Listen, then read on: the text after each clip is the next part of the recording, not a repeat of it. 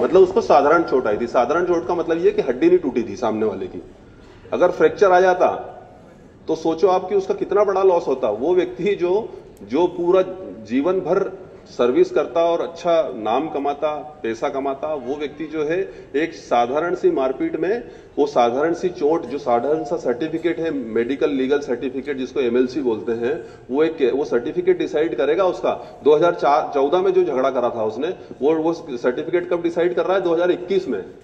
वो क्या डिसाइड करेगा कि तू सर्विस कर सकता है कि नहीं कर सकता, जबकि कॉम्प्रोमाइज हो चुका है उनका। कोर्ट ने उसको सजा नहीं दी है, कोर्ट ने छोड़ भी दिया है, लेकिन कोर्ट ने क्या लिखा है कि इन दोनों पक्षों का राजीनामा हुआ है, इसलिए हम इसको छोड़ रहे हैं। तो आप ग्रेविटी देखिए कि वो, उसका नसीब अच्छा था कि उसमें फ्रैक्चर नहीं था।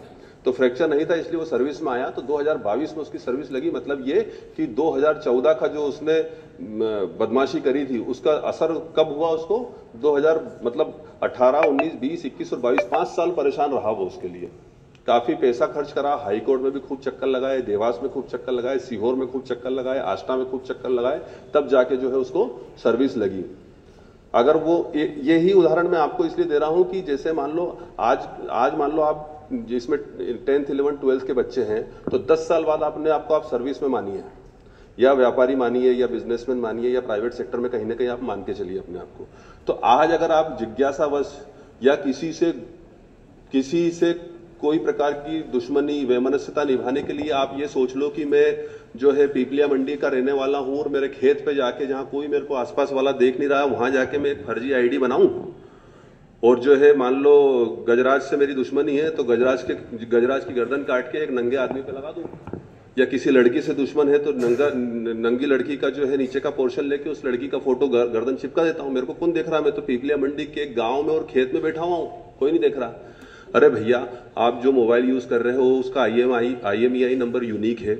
आप जो इंटरनेट सर्विस यूज कर रहे हो वो यूनिक है।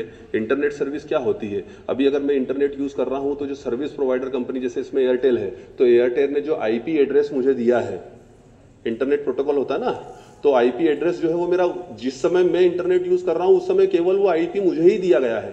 तो हमें कुछ नहीं करना है, केवल हमें तो इंस्टाग्राम से ये पता करना है कि ये नेट सर्विस प्रोवाइडर कौन था। जब ये फोटो डाला गया इस इंस्टाग्राम ID से, तो सर्विस प्रोवाइडर कौन था? तो क्या बताएंगे कि साहब एयरटेल था।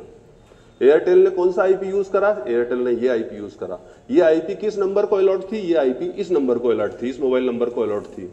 ये मोबाइल नंबर किसका है? ये मोबाइल नंबर फलाने सिंह का है। ये कहां रहता है? ये वहां रहता है। ये रहा इसका फोटो। तो कितना इजी है पुलिस के लिए, कोई बहुत बड़ी बात है क्या? आप विदेश चले जाओ, वहां पे ID बना लो तो पुलिस पकड़ लेगी। तो अब उस डिजिटल एविडेंस वो आपने क्रिएट कर दिया। डिजिटल एविडेंस कैसे क्रिएट करा? कि वो मोबाइल नंबर जो है वो किस मोबाइल में चल रहा था, ये आराम से हम कॉल डिटेल निकालेंगे तो उसमें IMEI नंबर आ जाएगा।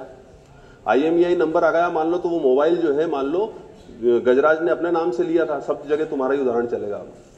तो गजराज ने अपने नाम से वो मोबाइल खरीदा, तो उसका बिल जो है ये इस बात का प्रमाण है कि गजराज का मोबाइल है।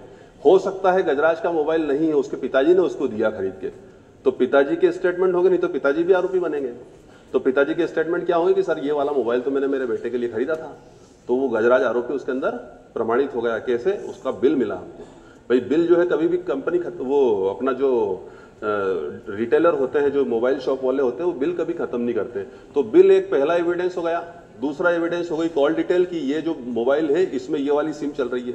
तीसरा एविडेंस हो गया डिजिटल एविडेंस, इंस्टाग्राम की जानकारी जो कि इंस्टाग्राम कंपनी ने हमको दी है कि इसी सिम से जो है ये फर्जी, ये जो अश्लील फोटो है या अश्लील कमेंट है ये डाला गया है।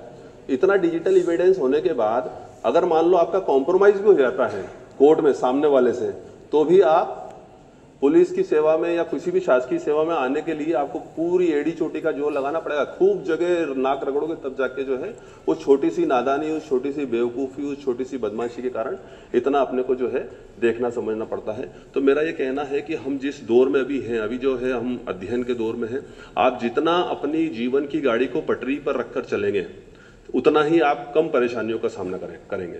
जितना हम में दूसरे चीजों का प्रभाव हम अपने ऊपर आने देंगे उतना आप में परेशानियां ज्यादा आप अपने लिए बहुत ज्यादा परेशानी खड़ी करोगे। मान लो गजराज को स्कूल में दादागिरी करना है, नेतागिरी करना है, गैंग बनाना है, 4-6 लड़के जो है उसको नमस्कार करें, तो इसका मतलब ये है कि ये डिरेल हो रहा है। जो पटरी पे जिस पे चलना चाहिए उस पे नहीं चल रहा है। क्यों? क्योंकि भाई इसको तो हीरो बनना है, हीरो बन रहा है तो हीरो बनने के चक्कर में इसका झगड़ा किसी न किसी से होगा। तो ये हो सकता है या तो मार खाएगा या मार देगा तो भी नुकसान है, मार खाने में भी नुकसान है। तो इस प्रकार से जो है चीजें होती है। कई बार ये भी होता है कि मान लो कि गजराज जो है वो किसी लड़की को पसंद कर रहा है और तुम्हारा क्या नाम है, तुम भी, हाँ, जय भी जो है किसी लड़की को पसंद कर रहा है, इसके कारण इन दोनों का जो है आपस में विवाद होगा। ये सिचुएशन है जो ये स्कूलों में हो रही है, मतलब ये हंसने वाली बात नहीं है। तो क्या होता है कि चूंकि जय भी उस लड़की को पसंद कर रहा है वेलेंटीना नाम की, तो जो है इन दोनों का आपस, उस लड़की को पता ही नहीं है, इन दोनों का आपस में झगड़ा हो गया।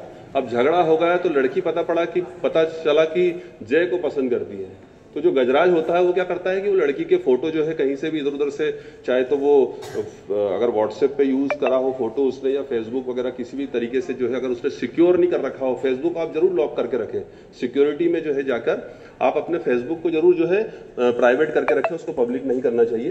तो ये जो है इस प्रकार से वो उसको फिर डिफेम करने के लिए, डिफेम मतलब उस लड़की को बदनाम करने के लिए जो है इस प्रकार या तो इंस्टाग्राम आईडी बनाता है या फर्जी फेसबुक पे आईडी बना के वो फोटो जो है पोस्ट करता है।